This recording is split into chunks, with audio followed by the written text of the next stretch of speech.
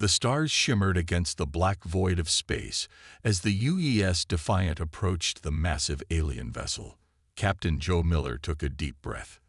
This was humanity's first official contact with an alien civilization, and as captain of Earth's newest and most advanced warship, the responsibility fell on his shoulders. "Communications ready, Captain," said Officer Susan Wells from her station. Her voice was steady, but her fingers trembled slightly above the controls. "Open the channel," Miller said. He straightened his uniform and faced the main screen. The screen flickered, revealing a towering figure with gray-blue skin and 6 yellow eyes arranged in a hexagonal pattern. The alien wore ornate armor that seemed to glow from within. "I am Captain Joe Miller of the United Earth Ship Defiant. On behalf of humanity, I extend greetings and hopes for peaceful relations." The alien made a sound that might have been laughter. "I am Admiral Zorik of the Kaldorian Empire. Your primitive vessel amuses me, human." Miller kept his expression neutral despite the insult. "We come seeking diplomatic relations between our worlds." "Diplomatic relations," Zorik's voice boomed through the speakers. "You speak as if we are equals. How charming." The bridge crew exchanged uneasy glances as 3 more Kaldorian ships appeared on the sensors. Each was at least 4 times the size of the Defiant and bristled with weapons unlike anything Earth had ever developed. "We have watched your species for some time," Zorik continued. "Primitive apes playing with toys, thinking yourselves masters of war because you've managed not to destroy yourselves with your nuclear weapons." Miller's jaw tightened. With respect, "Admiral, we have come in peace, but Earth is not defenseless." "A demonstration, then," Zorik said, his 6 eyes blinking in sequence. "Your most advanced shields at full power, please." Miller nodded to his tactical officer, Greg Parker, who engaged the Defiant's energy shields. The ship hummed as its most advanced defense technology activated. Zorik made a small gesture. A barely visible pulse of energy shot from the Kaldorian vessel. Not even a weapon, just a minor energy discharge. Every system on the Defiant flickered and died. Emergency lights cast an eerie red glow across the bridge. The shields had fallen instantly, and even life support was struggling. "Very impressive defenses indeed," Zorik said, his voice now tinged with open mockery. "That was merely a diagnostic scan, not even a weapon. Should I show you what our actual weapons do?" Miller's face burned with anger and shame as his crew frantically worked to restore systems. "That won't be necessary. The Kaldorian Empire spans 300 star systems, human. We have traveled the stars for 2,000 years while you were still fighting with swords and bows. Yet we are generous rulers. We offer Earth protection in exchange for resources and proper subservience." The systems slowly came back online as Zorik continued. "Your world governments have 1 Earth week to prepare for formal negotiations. We will establish outposts on your moon and the Red Planet as a show of good faith." The transmission cut. Miller sat heavily in his command chair. "Captain, they're just sitting there," Parker said quietly. "We could try to." "To what?" Miller asked. "You saw what their scan did to us. Imagine what their weapons would do." Back on Earth, the United Earth government met in emergency session. General Linda Rhodes presented Miller's report with grim efficiency. "Their ships have energy shields that can withstand our most powerful weapons. Their matter disruption technology makes our nuclear arsenal obsolete. And that's just what we could observe." President William Hayes ran a hand through his gray hair. "Options. Officially, we agree to negotiations while appearing cooperative," Rhodes said. Unofficially, she slid a folder marked Project Wildcard across the table. Hayes raised an eyebrow. "Is this viable?" "It's our only shot," Rhodes replied. "We can't match their technology directly. But maybe we don't have to." As Kaldorian ships moved into position around Earth, humanity faced its greatest challenge. For the first time, humans weren't at the top of the food chain, but deep within a secret base in the Kuiper Belt, A different kind of response was taking shape, one the Kaldorians would never expect. Hidden among the icy rocks of the Kuiper Belt, the secret base looked like just another asteroid. Inside, Lieutenant Commander Lisa Kelly stared at the holographic display of a Kaldorian battleship. She had watched the recording of the Defiance encounter 100 times. While most military experts saw only doom in the footage, she saw possibility. "You're watching it again." Frank Martinez entered the room with 2 cups of coffee. The engineer's rumpled clothes and messy hair suggested he hadn't slept in days. Kelly accepted the coffee with a nod. "Every time I wash, I see something new." "Like what?" Martins leaned against the desk, his eyes bloodshot but curious. "Their tech is impressive, but rigid." Kelly zoomed in on the Kaldorian ship's energy discharge. "Look at the pulse signature. It's perfect, too perfect. No adaptability, no variation." Martinez squinted at the display. "You're saying their advantage is also their weakness." "Exactly." Kelly stood up. "They've been the biggest kid on the block for so long, they've stopped innovating. Their weapons and defenses work on predictable patterns." The door slid open as Dr. Alan Wright, the team's xenobiologist, and Olivia Chen, their AI specialist, entered. Wright carried a tablet filled with Kaldorian biological data gleaned from long-range scans. "The Kaldorians have established their base on Mars," Wright reported. "They've started mining operations on the Moon too. They're not even trying to hide it." Chen added, "Their communication networks are incredibly advanced, but they use fixed encryption protocols. They don't expect anyone to even attempt breaking them." Kelly gathered her team around the central table where a small model of a ship sat. Unlike the bulky design of Earth's conventional warships, this vessel was sleek and unlike anything in Earth's fleet. "Project Wildcard," Kelly said, placing her hand on the model. "While Earth's military tries to build bigger guns to match the Kaldorians, we're going in a different direction. We don't need to match their power. We need to sidestep it." Martinez had been recruited 6 months earlier. His theories on quantum entanglement had been rejected by mainstream science as too radical. Now they were the foundation of Project Wildcard. "The quantum shadow drive is ready for testing," he said, a hint of pride in his voice. "If it works, we'll be invisible to their sensor systems between jumps." Chen pulled up her own schematics, and the Phantom drone prototypes are operational. They can project false sensor readings that should confuse their targeting systems. Outside their hidden base, the situation grew worse. Earth's governments had agreed to Kaldorian demands for resources, but the aliens kept asking for more. 3 Earth ships that had tried to defend a mining colony on Europa had been destroyed without effort. The aliens didn't even bother taking prisoners. Back on Earth, Admiral Sam Jackson, one of the few who knew about Project Wildcard, sat in a tense meeting with the United Earth Defense Council. "We've lost another ship near Saturn," a general reported grimly. "The Kaldorians didn't even use their main weapons. We need more time," Jackson insisted. He was a large man with a scar across his right cheek from the Neptune conflict years ago. "Conventional weapons won't work against them." "We don't have time," President Hayes replied. "They're stripping our outer colonies bare." Jackson's secure comm unit buzzed. He read the message and allowed himself a small smile. "Maybe we have something," he said. Back at the Kuiper Belt base, Kelly watched as the small Corvette-class vessel was prepared for its first test flight. The UES Trickster wasn't large or heavily armed by conventional standards, but it was humanity's best hope. "If this works," Martins said, standing beside her, "we might have a fighting chance." Kelly nodded. "The Kaldorians think they know everything about human technology. They're expecting us to build bigger ships with bigger guns. Instead, we built this," Martins said with a grin. "Time to show them how humans really fight," Kelly replied as the Trickster's systems came online. "Not with brute force, but with tricks they'll never see coming." The main fleet of Earth ships burned bright against the darkness of space as they exploded one by one.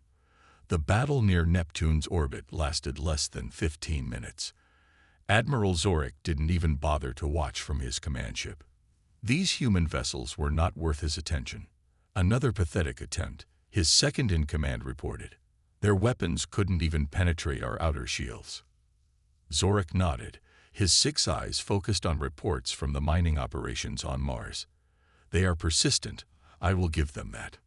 Meanwhile, deep in the Kuiper Belt base, Kelly's team worked around the clock to finish the UES Trickster. Unlike the large battleships the United Earth Fleet kept sending against the Kaldorians, the Trickster was small, just a Corvette-class vessel with a crew capacity of 12. Martinez, what's the status on the quantum shadow drive? Kelly asked as she inspected the ship's bridge. The engineer lay on his back beneath a console, tools scattered around him. Almost there, he replied, his voice muffled. The problem is stability. We can make the ship invisible to their sensors, but maintaining that state while moving is tricky. Olivia Chen sat at the navigation station, programming the ship's adaptive shield harmonics. The shields will change frequency every 0.3 seconds. Based on our observations, Kaldorian weapons lock onto a target's shield frequency and exploit it. They won't be able to get a lock if we keep changing. Dr. Wright entered the bridge with a tablet. I've finished analyzing their visual spectrum. Kaldorians see slightly more into the ultraviolet range than humans, but they have a blind spot in the infrared. We can use that. Kelly nodded, feeling the pressure of time. The Phantom drones. Ready, Chen confirmed. Each drone can project sensor signatures that mimic a full-sized ship. We have 20 of them. A message arrived from Admiral Jackson. Kelly read it, and her face darkened. What is it? Martins asked, emerging from under the console with a smudge of grease on his cheek. They've established a full base on Europa. They're stripping it of resources. Kelly looked at her team. And the United Earth Fleet just lost 7 more ships trying to stop them. Martinez wiped his hands on a rag. How much longer do we have? Not long, Kelly replied. Earth's governments are talking about total surrender. 2 days later, Admiral Jackson arrived at the secret base. He walked around the Trickster with a critical eye. This is it. This is our secret weapon, he asked. He was not impressed by the small ship. Kelly nodded. It doesn't look like much, but that's the point. The Kaldorians are looking for threats that match their understanding of warfare. Big ships with powerful weapons. Jackson frowned. And this will work. Martinez stepped forward. The quantum shadow drive creates unpredictable energy patterns. Their sensors rely on detecting consistent energy signatures. Will appear and disappear on their screens, making targeting impossible. And even if they do hit us, Chen added, the adaptive shields will prevent them from doing serious damage. Meanwhile, our Phantom drones will confuse their fleet coordination. Jackson still looked doubtful. What about offensive capabilities? We're not trying to destroy their ships, Kelly explained. We want to disable them, infiltrate their systems, and gather intel. Fight smarter, not harder. The Admiral considered this for a long moment. Finally, he nodded. When can you be ready for a mission? 24 hours, Kelly said. Jackson handed her a data drive. This contains all the information we have on the Kaldorian outpost on Europa. It's smaller than their Mars base, but heavily defended. He looked each team member in the eye. If this fails, Earth will have no choice but to surrender completely. As Jackson left, Kelly gathered her crew. Lieutenant Ben Howard would serve as tactical officer, and Maria Rodriguez as navigation specialist. With Martinez as chief engineer, they had their core team. The United Earth Fleet has tried fighting the Kaldorian way, Kelly told them as they prepared the Trickster for launch. We're going to show them the human way. What's the human way? Howard asked. Kelly smiled grimly. We cheat. The UES Trickster moved silently through space, approaching Jupiter's icy moon Europa. The small ship looked plain and unimpressive compared to the sleek Kaldorian vessels, or even Earth's own military ships. That was exactly what Kelly wanted. Kaldorian outpost coming into sensor range, Rodriguez reported from the navigation console. Her fingers moved quickly over the controls as she adjusted their course. Their mining operation takes up nearly a quarter of the southern hemisphere. Kelly nodded, her face calm despite the tension in her chest. Any sign they've detected us? Not yet, Howard said from tactical, but we're still at extreme range. Martinez monitored the quantum shadow drive from his engineering station. Drive is stable, ready to engage on your command. Kelly took a deep breath. All stations, final check. The crew confirmed their readiness. Everything they had worked for came down to this moment. Engage quantum shadow drive, Kelly ordered. Martinez pressed a sequence of controls.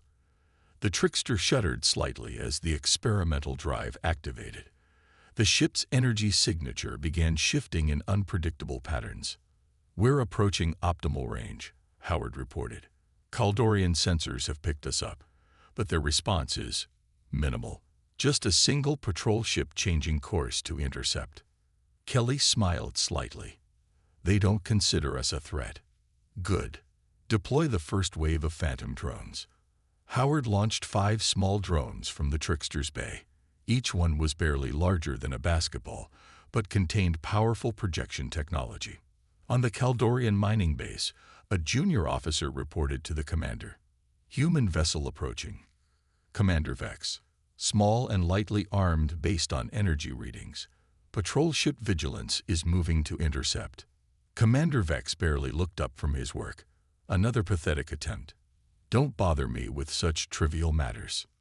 Sir, the vessel is showing strange energy fluctuations. Probably damage from traveling too quickly through the asteroid belt. Vex dismissed. These humans can barely build ships that survive space travel. Then the officer's console lit up with alarms. Sir, multiple new contacts appearing. 20. No, 30 human vessels just appeared. Vex rushed to the console. This was impossible. Their long-range scanners would have detected a fleet that size hours ago. Aboard the Trickster, Kelly watched as the Phantom drones created chaos in the Kaldorian sensor network. They're scrambling to respond, Howard reported with a grin. Patrol ship is now trying to determine which target to engage. Now for Phase 2, Kelly said. Martinez, full power to engines. Rodriguez, take us in on Attack Vector 3. The Trickster surged forward, appearing to flicker from the perspective of Kaldorian sensors. One moment it was there, the next it seemed to jump position unpredictably. They're firing, Howard announced as the patrol ship launched energy weapons. Adaptive shields engaged, Chen confirmed. The shields shifted frequency rapidly, causing the Kaldorian weapons to dissipate against them, rather than focus their energy on a fixed point. Return fire, Kelly ordered. Target their communication array only. The Trickster fired precision shots that disabled the patrol ship's ability to call for help without destroying the vessel. Second wave of Phantom drones, Kelly commanded. More drones deployed, creating false signals that appeared to be attacking from multiple directions. The Kaldorian base defenses fired wildly at targets that didn't exist. Meanwhile, the real Trickster slipped past their perimeter defenses. Howard launched a specially designed infiltration probe that attached to the main communication hub of the base. We're in their systems, Shen reported as data began flowing to her station. Downloading their security protocols, fleet movements, and technical specifications. Commander Vex watched in horror as his base's systems began shutting down one by one. What is happening? How can one human ship do this? Download complete, Chen announced. And I've planted our little surprise in their main database. Kelly nodded with satisfaction. All teams, mission complete. Prepare to withdraw. As suddenly as it had appeared, the Trickster and its Phantom fleet vanished from Kaldorian sensors. By the time reinforcements arrived, they found only a disabled patrol ship and a base with scrambled systems displaying the same message on every screen. Humans don't always play fair. Back on the Trickster, the crew celebrated their first victory. It wasn't just that they had succeeded. It was how they had succeeded. The Kaldorians had never seen anything like it before. "Do you think they'll understand what just happened?" Martins asked. Kelly shook her head. "Not yet, but they will." Admiral Zorik stared at the report from Europa, with all 6 of his eyes narrowed in anger. The mining operation there had been infiltrated by a single human ship that had somehow evaded their most advanced sensors and defensive systems. It was impossible, yet it had happened. "This was a fluke," said General Vrax, his second-in-command. "The humans simply got lucky." "Luck?" Zorik crushed the report in his hand. "Our sensor logs show phantom readings of ships that weren't there. Our weapons could not lock onto their vessel. And they left us a message." He pointed to the words still displayed on many of their screens. "Humans don't always play fair." The Kaldorian High Command gathered in their Mars base. The red planet had been quickly transformed into a forward operating center for their Earth occupation. "I want that ship found and destroyed," Zorik ordered. "Send a battle group. 5 destroyers should be enough to handle one small human vessel." Meanwhile, news of the Trickster's success had reached Earth. In the underground war room of the United Earth Government, Admiral Jackson briefed President Hayes and his cabinet. "The mission was a complete success," Jackson reported, unable to hide his smile. "The Trickster penetrated their defenses, gathered valuable intelligence, and escaped without a scratch." Hayes leaned forward. "Can we replicate this technology?" "We already have the plans," Jackson confirmed. "With the resources we've hidden from the Kaldorians, we can build 5 more ships within 2 months." For the first time since the aliens arrived, Hayes felt a glimmer of hope. "Do it, and send my congratulations to Captain Kelly and her crew." Aboard the Trickster, hiding in the rings of Saturn, Kelly reviewed the data they had stolen from the Europa base. "This is incredible," she said, examining the Kaldorian technical specifications. "Their ships are powerful, but their designs haven't changed in over 300 years. They've had no reason to innovate." Chen nodded as she analyzed their communication protocols. "Their entire fleet uses the same encryption methods. Now that we have the key, we can listen to all their transmissions." Martinez entered the bridge with new excitement in his eyes. "I've made improvements to the quantum shadow drive, based on its performance during the mission.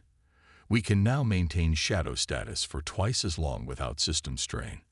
And I've updated the Phantom drone projections," Howard added.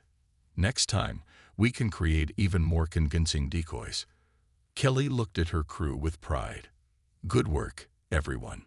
But we can't rest. The Kaldorians will be hunting us now, and they won't underestimate us again." In space near Jupiter, the Kaldorian battle group moved in formation, scanning for any sign of the human vessel.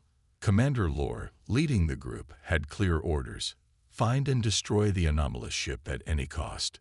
"Spread out," Lore ordered. "Pattern Epsilon 3. Nothing gets past our sensor net." But the Trickster was already slipping through their defenses. With its improved shadow drive, the human ship was practically invisible. Kelly had decided not to engage this time. Their mission was to observe and gather more intelligence on Kaldorian tactics. As the months passed, the Trickster continued its guerrilla campaign. It struck Kaldorian supply ships, disabled communication relays, and then vanished before reinforcements could arrive. Each success made the aliens more angry and more confused. In the shipyards hidden within the asteroid belt, 5 more ships like the Trickster were nearing completion. Each incorporated improvements based on Kelly's mission reports. On Mars, Admiral Zorik's frustration grew daily. Reports of attacks came from across the solar system, always with the same pattern. The human ship would appear, cause havoc, and disappear before they could respond effectively. They were supposed to be primitive. Zorik growled to his officers. "How are they doing this?" One of his advisors, an anthropologist who had studied human history, spoke hesitantly. "Admiral, I believe we may have made a fundamental mistake in our assessment of humans." "What mistake?" Zorik demanded. "We evaluated their military capability solely based on technological advancement," the anthropologist explained. But their history shows that humans excel at asymmetric warfare, finding ways to defeat superior forces through adaptability and unconventional thinking. Zoric's eyes blinked in sequence, a sign of deep concern. For the first time, he wondered if the Kaldorian Empire had finally met a worthy opponent. The massive Kaldorian dreadnought, Emperor's Wrath, appeared in Earth orbit without warning. It was 4 times larger than any Kaldorian ship humans had seen before. Its hull gleamed with strange metals and bristled with weapons that could destroy entire cities with a single shot. Admiral Zoric's face filled screens worldwide as he broadcast his message. People of Earth, for 6 months, you have allowed your military to engage in dishonorable tactics against the Kaldorian Empire. These attacks end now. His 6 eyes blinked slowly. Surrender all ships of the type that has been attacking our bases, or we will begin orbital bombardment of your major cities. You have 12 Earth hours to comply. In the secret command center beneath the Rocky Mountains, President Hayes met with his military advisors. Admiral Jackson displayed the latest intelligence on the dreadnought. It's their flagship, Jackson explained. The pride of their fleet. Zoric himself is commanding it. Can we stop it? Hayes asked, though he already knew the answer. Jackson shook his head, not with conventional weapons, but he looked at the communication screen where Captain Kelly's face appeared from the bridge of the Trickster. She had been promoted after her successful missions. We have a plan, Kelly said, but it's risky. We'll need all 6 ships of the Trickster fleet. 6 ships against a dreadnought seemed like madness, but they were out of options. Hayes gave his approval. Hidden in Earth's shadow, the 6 ships of the Trickster fleet gathered. Besides the original Trickster commanded by Kelly, there was the Mirage under Captain Steve Rogers, the Phantom led by Captain Diana West, the Ghost with Captain Rick Jordan, the Spectre with Captain Lee Kim, and the Wraith with Captain Julia Sanchez. Each ship carried improvements based on the original design. This is Captain Kelly, she broadcast to the fleet. Today we execute Operation Trojan Horse. Remember your training and your assignments. The Kaldorians think they know what to expect from us now, but we have a few new tricks.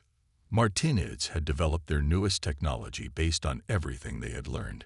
Quantum mirroring is ready, he reported from his station.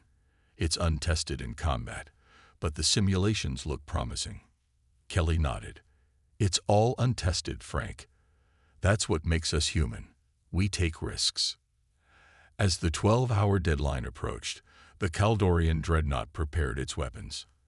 Admiral Zoric stood proudly on his bridge, certain that the humans would surrender. Sir, his sensor officer called. 6 small vessels approaching rapidly. Zoric smiled coldly.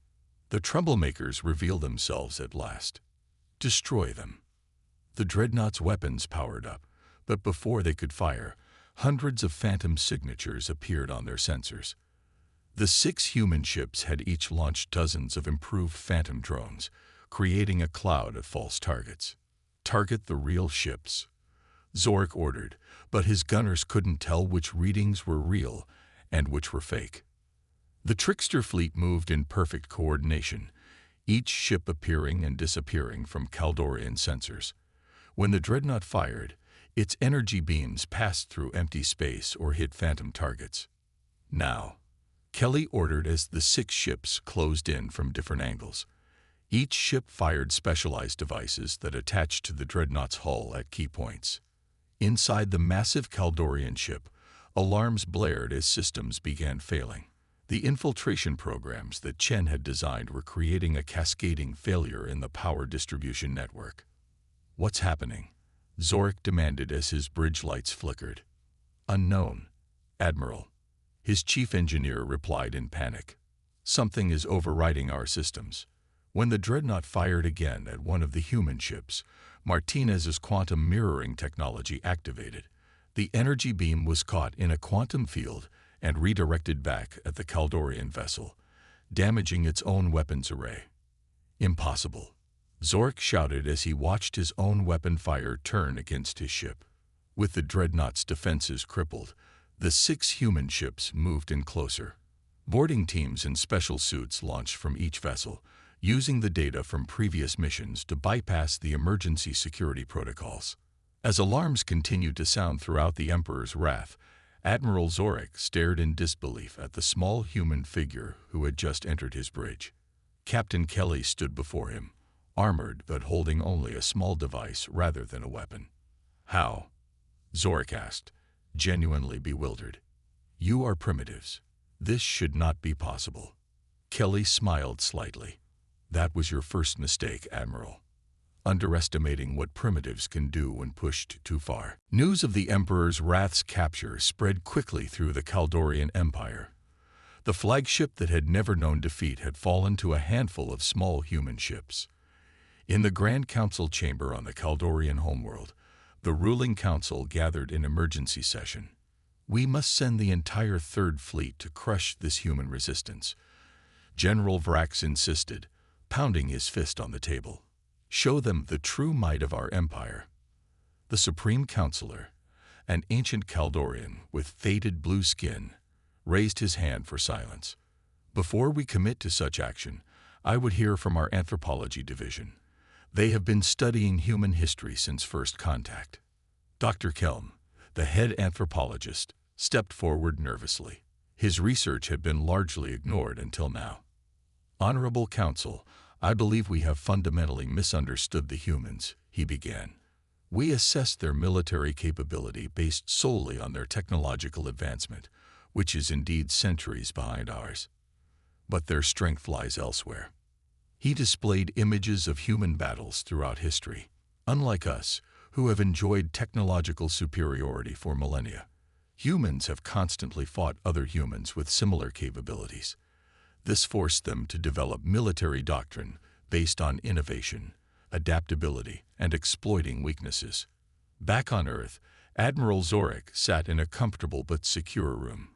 He was not a prisoner exactly, but a guest under guard. Captain Kelly entered with Martinez and President Hayes. "Your council has requested to speak with you," Kelly said, activating a communication screen. The Supreme Counselor's image appeared. "Admiral Zorik, we have received a most unusual proposal from the humans. They are offering to return you and the Emperor's wrath in exchange for genuine diplomatic recognition."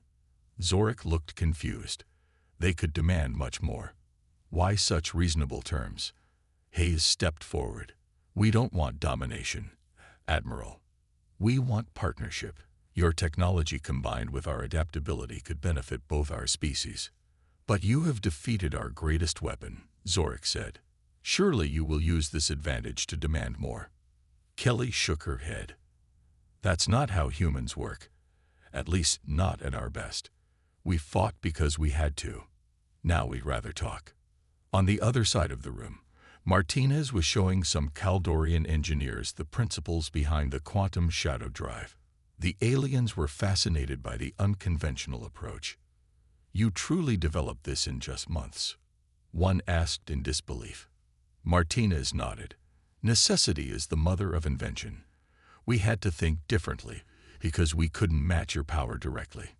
Over the following weeks, a genuine peace treaty took shape. The Kaldorian Empire would recognize Earth's sovereignty and establish fair trade relations. A technology exchange program would benefit both species.